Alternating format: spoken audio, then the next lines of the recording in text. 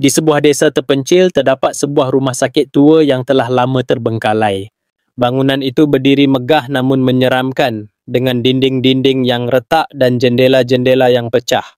Penduduk desa seringkali mendengar suara-suara aneh dari dalam rumah sakit itu, suara tangisan, langkah kaki dan terkadang teriakan yang membuat bulu kuduk merinding. Konon rumah sakit itu dihuni oleh penunggu jahat yang sering mengganggu penduduk desa. Banyak yang mencoba masuk ke dalamnya namun tak seorang pun berani bertahan lama.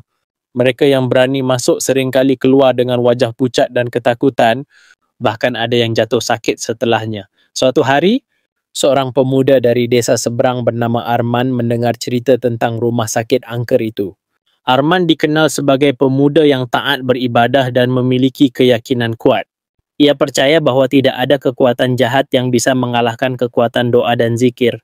Dengan niat untuk membersihkan rumah sakit itu dari gangguan makhluk halus, Arman memutuskan untuk memasuki bangunan tersebut. Sebelum berangkat, Arman mempersiapkan diri dengan baik. Ia berwuduk mengenakan pakaian yang sopan dan membawa serta sebuah kitab kecil berisi doa-doa perlindungan. Penduduk desa mencoba menahannya takut terjadi sesuatu yang buruk. Namun Arman hanya tersenyum dan berkata, "Tenang saja. Saya percaya pada kekuatan doa dan perlindungan dari Yang Maha Kuasa."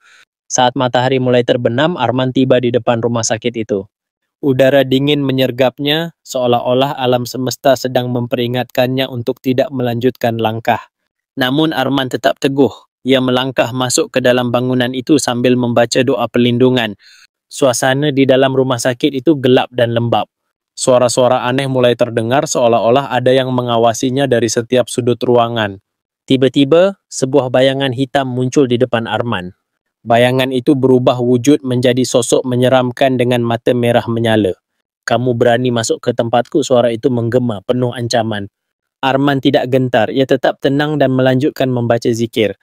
"Aku berlindung kepada Allah dari godaan setan yang terkutuk," ucapnya dengan suara lantang. Sosok itu semakin mendekat namun Arman tidak bergeming. Ia terus berzikir dan berdoa memohon perlindungan dari Yang Maha Kuasa. Melihat keteguhan Arman, sosok itu mulai kehilangan kekuatannya.